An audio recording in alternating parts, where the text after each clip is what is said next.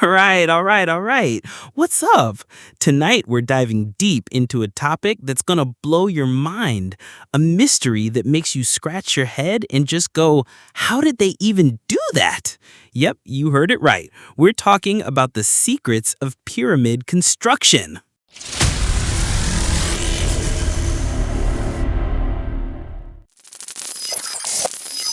Folks, the ancient Egyptian pyramids aren't just a bunch of old rocks piled up. No way. These are timeless architectural masterpieces, shouting, check out the sheer genius of this civilization. They're not just tombs. They're powerful symbols of endless glory and life after death. Just picture this. The Great Pyramid of Giza alone has about 2.3 million stone blocks, and each one can weigh up to 15 tons. 15 tons, people! That's a monumental challenge, even for us today with all our modern tech. The mind-boggling question is, how did the ancient Egyptians pull off this incredible feat without any of the heavy machinery or technology we have now? To even begin to understand this puzzle, we gotta dig deep into their minds, see how they thought, how they worked with materials, and how they managed these colossal projects. Honestly, we're still learning so much from them even today. Building the pyramids wasn't just some construction job. Oh no, it was a profound expression of societal values and state power. These pyramids were royal tombs for the pharaohs, driven by their deep belief in eternal life and the afterlife. They saw death as just the beginning of a journey to another world. So the pharaoh's eternal well-being was the whole kingdom's concern. It was sacred. That means the immense scale and resource allocation for building these pyramids weren't just engineering triumphs. They were powerful statements of religious belief, political ideology, and the absolute control of the state. This blend of spirituality and power is what truly defined the ambition and sheer size of these engineering marvels. And get this, studying the pyramids reveals just how advanced the ancient Egyptians were in engineering and problem solving. You'll find different theories about the ramps they used, and a crazy evolution in their building techniques over time. This shows they were constantly gaining experience and evolving. They didn't have one fixed blueprint for all the pyramids. Instead, they were learning, adapting, and refining their methods with each new project. This tells you they had a dynamic engineering culture, constantly striving for improvements and tackling challenges head-on, rather than just sticking to a fixed set of techniques. The primary purpose of building the pyramids, as we mentioned, was for them to be massive tombs for the pharaohs, reflecting the ancient Egyptians' deep belief in eternal life after death. They saw death as the beginning of a journey to the afterlife, and the pharaoh's eternal life was considered crucial for the entire kingdom's survival. That's why these enormous tombs were equipped with all the comforts and riches the pharaoh enjoyed in life. Even the pharaoh's relatives and entourage were buried in smaller tombs nearby, known as mastabas, surrounding the pyramids. But these pyramids were more than just tombs. They were powerful symbols of unity and strength for the Egyptian state under the pharaoh's rule. For the very first time, hieroglyphic writing appeared in these tombs, documenting the lives of kings and their families, and even depicting the gangs, or work crews, who built the pyramids for their monarchs. This means pyramid construction wasn't just a royal project, it was a national endeavor, acting as a powerful mechanism for social cohesion, resource mobilization, and reinforcing the pharaoh's divine authority. In doing so, the pyramids became a central force for the emerging unified state, transcending a simple religious purpose into a profound political and social function. Mind-blowing, right? The design of ancient Egyptian pyramids underwent a remarkable evolution over time, progressing through four main types: the step pyramid, the second step pyramid, the bent pyramid, and the true pyramid, with straight sides. The step pyramid, this is considered the first monumental royal tomb, built by the genius architect Imhotep for King Djoser in Saqqara around 2737 to 2717 BC. Its design features successive layers in stone, resembling colossal stairs. Research suggests its construction was phased, starting as a mastaba, a flat-roofed rectangular tomb, and then expanded layer by layer to become the first step pyramid in history. The bent pyramid, King Sneferu began building a pyramid with straight sides and dashur, But halfway through construction, the engineers panicked. They felt the sides were too steep, so they changed it to a gentler slope, creating the bent pyramid with its distinctive shape. Can you believe they were tweaking the design mid-construction? This evolution from stepped to bent, then to true pyramids isn't just a stylistic change. No, it's a clear indicator of constant engineering experimentation and incredible learning. The bent pyramid specifically highlights how they corrected the design mid-construction due to perceived instability.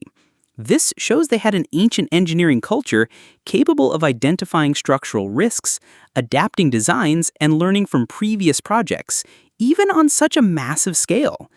It points to a practical approach to innovation driven by real-world challenges.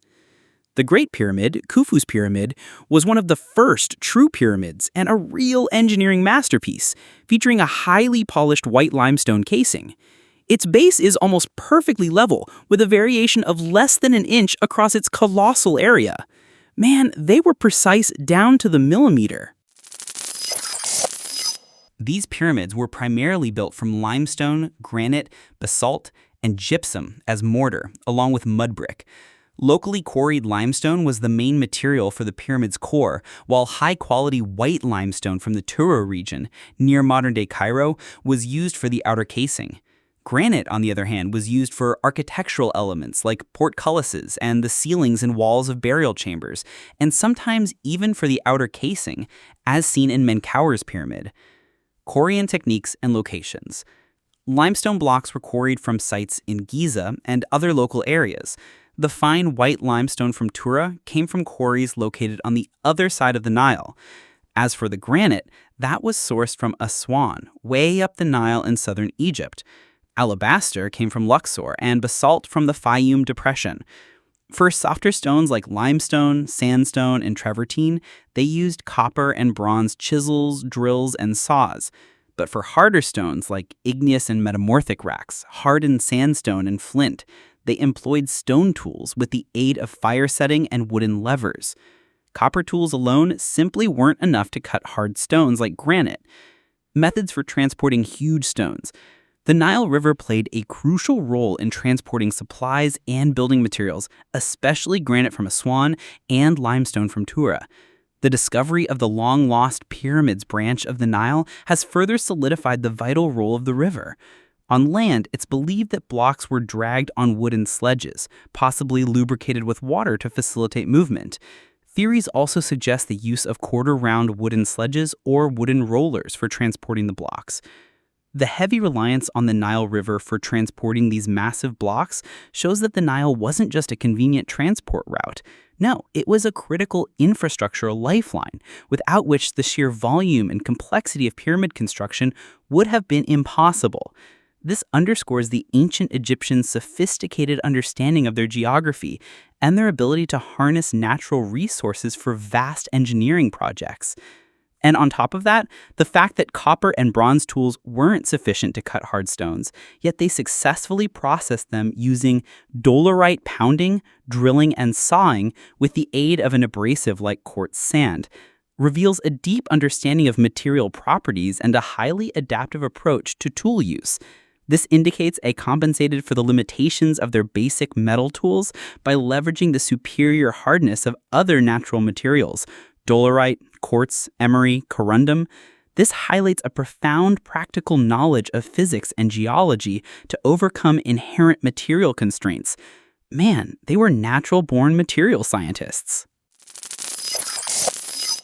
All right, everyone, this section is where it all comes together. How did they actually do it? Cutting and shaping stone. This was the real grind. Soft stone methods. Copper tools. It's believed that workers used copper chisels, drills, and saws to cut softer stones like most types of limestone. While copper alloy tools were softer than modern steel, they were still effective for detailed work and shaping stone.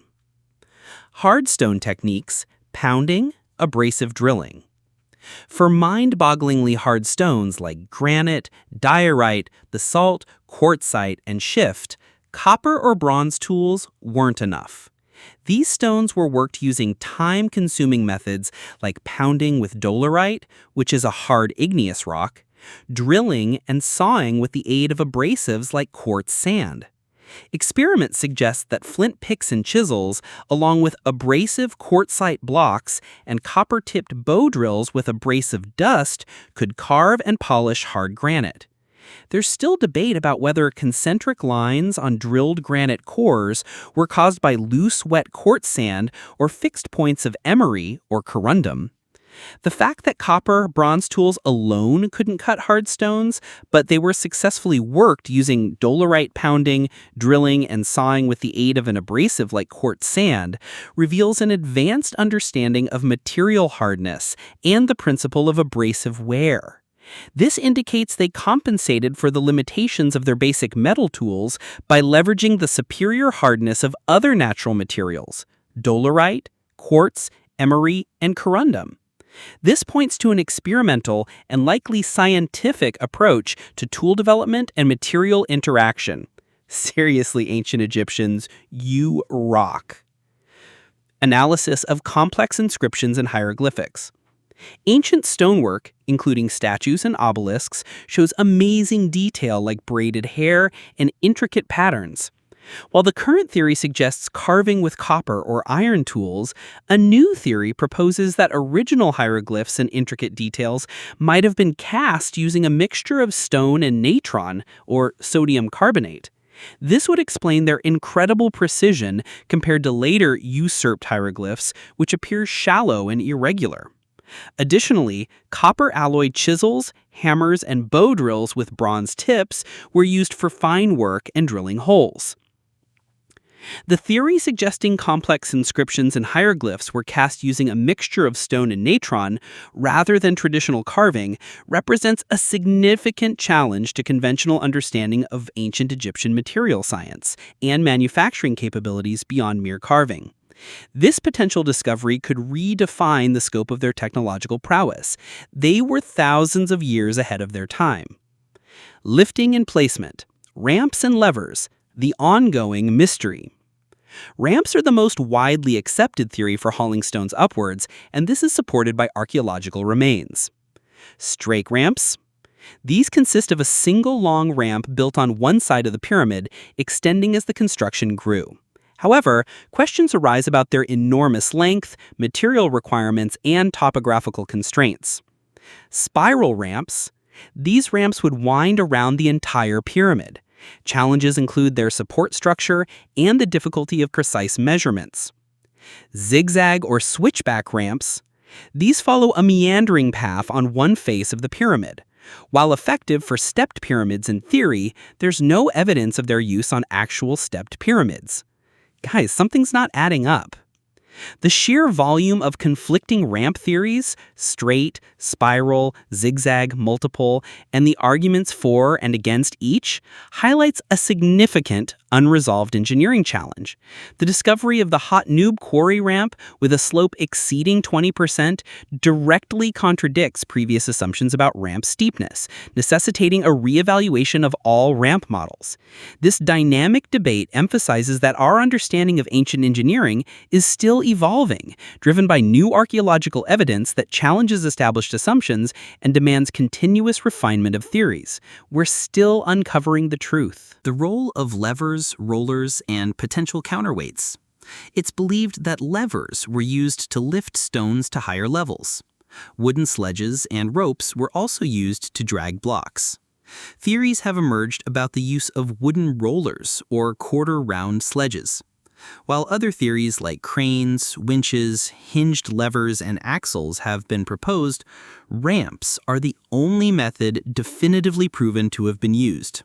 Some theories also suggest the use of counterweights and balancing mechanisms. Despite the absence of modern technology, the recurring mention of ramps, levers, sledges, and ropes demonstrates a sophisticated application of fundamental simple machines. The challenge of moving multi-ton blocks was overcome by combining these basic principles with immense human organization and coordinated effort.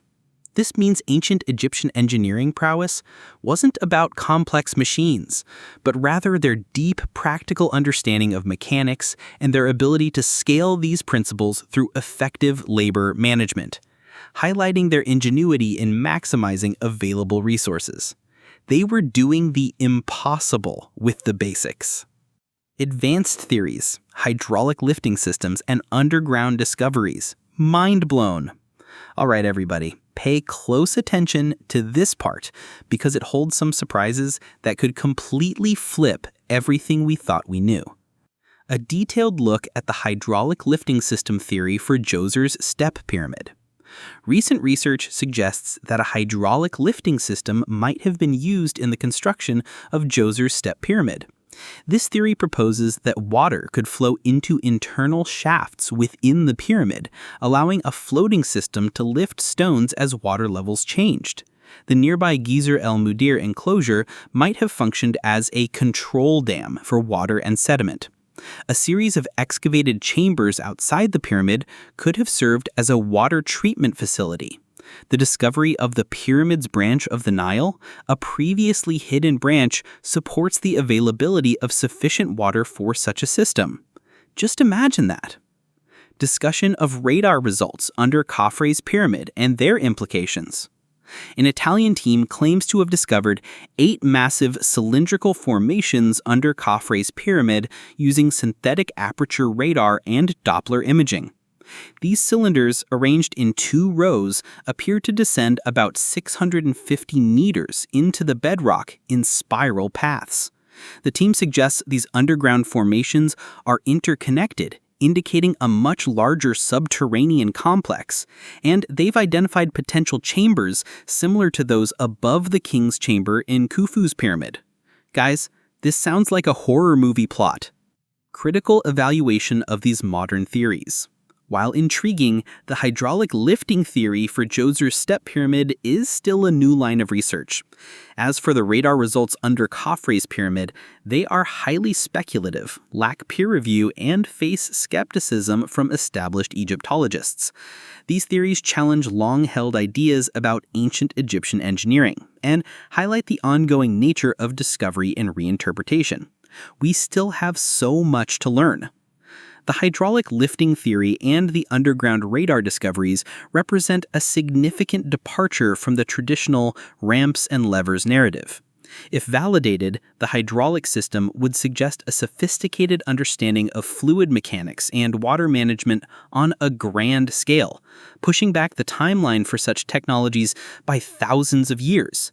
As for the radar discoveries, if they aren't natural formations, they could indicate an unknown subterranean infrastructure.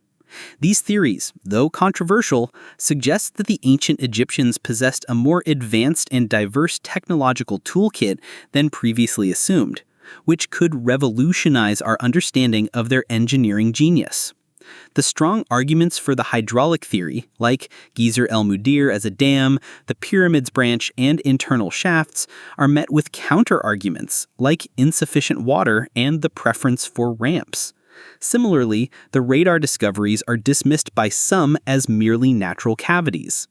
This highlights that archaeological and scientific understanding isn't static. It's an ongoing process of hypothesis, evidence gathering, debate, and reevaluation. It emphasizes the importance of critical thinking, peer review, and cautious interpretation of new discoveries, especially when they challenge established paradigms. We still have so much to learn. Mathematical and trigonometric principles for structural stability. The ancient Egyptians used principles of trigonometry to determine the ideal angle, balancing structural stability with aesthetic appeal. The fundamental angle of the pyramid was about 51 degrees, precisely calculated to ensure stability. The concave faces of the pyramid and the inward-sloping internal layers, at an angle of about 11 degrees, were crucial for long-term stability against gravitational pressure, earthquakes, and rainstorms. This design allowed the pyramid's core to compact and strengthen over time. The Great Pyramid's base is almost perfectly level, with less than an inch of variation across its huge area. The dimensions of the Great Pyramid reveal a deep understanding of mathematics and geometry, with ratios approximating pi and the golden ratio, or phi. Guys, these were engineering professors. Precise alignment with cardinal points and celestial bodies. The pyramids, especially those of the 4th dynasty kings at Giza, are aligned with exceptional accuracy to the 4 cardinal points, north, south, east, and west.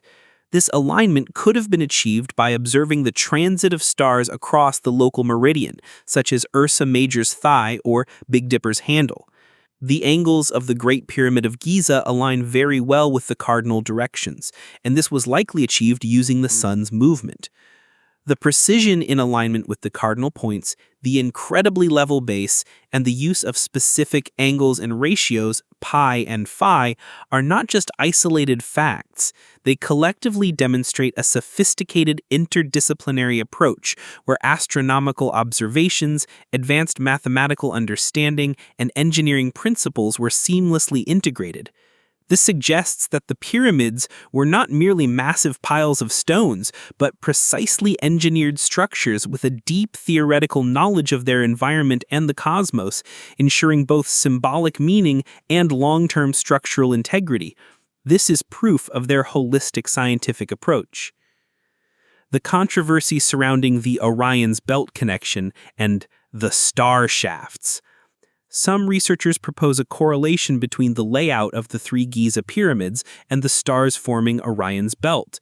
This Orion correlation theory is considered a fringe idea in archaeology due to the imprecision of the alignment and the lack of supporting physical evidence or Egyptian texts. Critics attribute it to pareidolia, the human tendency to see patterns and meaning in random things.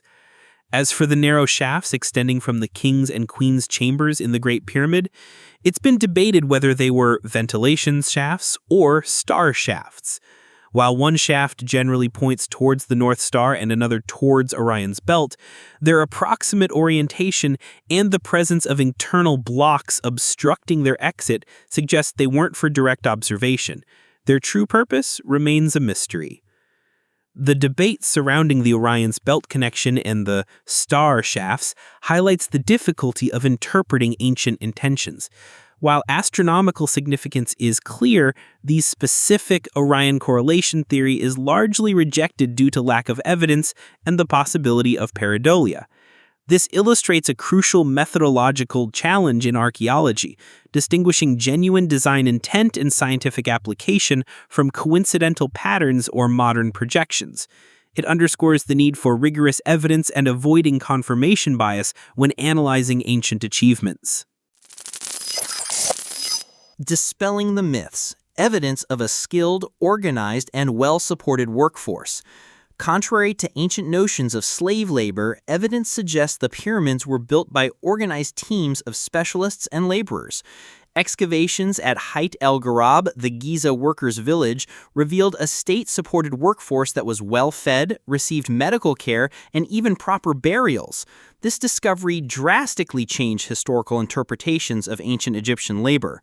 Workers received a protein-rich diet, including cattle, sheep, goats, fish, bread, and beer, which was better than what most ordinary Egyptians ate. They were housed in specially designed settlements with social amenities. Religious symbols and funerary materials and non-elite tombs indicate that these workers were respected contributors to state projects and held religious and social significance. Seriously, these guys were getting steak dinners delivered. The detailed evidence from the Giza workers' village refutes the myth of slave labor and reveals a highly organized, state-supported, and well-cared-for workforce. This means pyramid construction wasn't just an engineering challenge, it was a massive exercise in logistics, resource management, and social engineering. The ability to feed, house, provide medical care, and motivate tens of thousands of skilled and unskilled laborers demonstrates an incredibly sophisticated administrative system and a powerful, centralized state capable of mobilizing its entire society for a common national goal.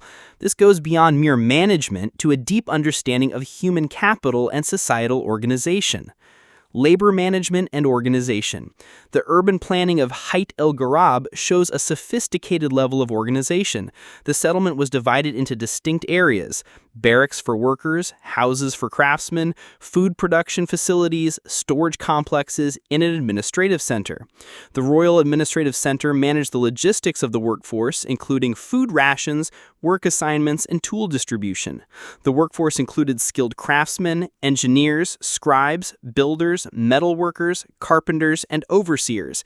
Estimates for the Great Pyramids workforce range from 20,000 to over 50,000 individuals. That's an army of people working. Socioeconomic implications of monumental building projects. Pyramid construction demanded immense time, knowledge, skill, coordination, and a vast workforce highlighting enduring ingenuity.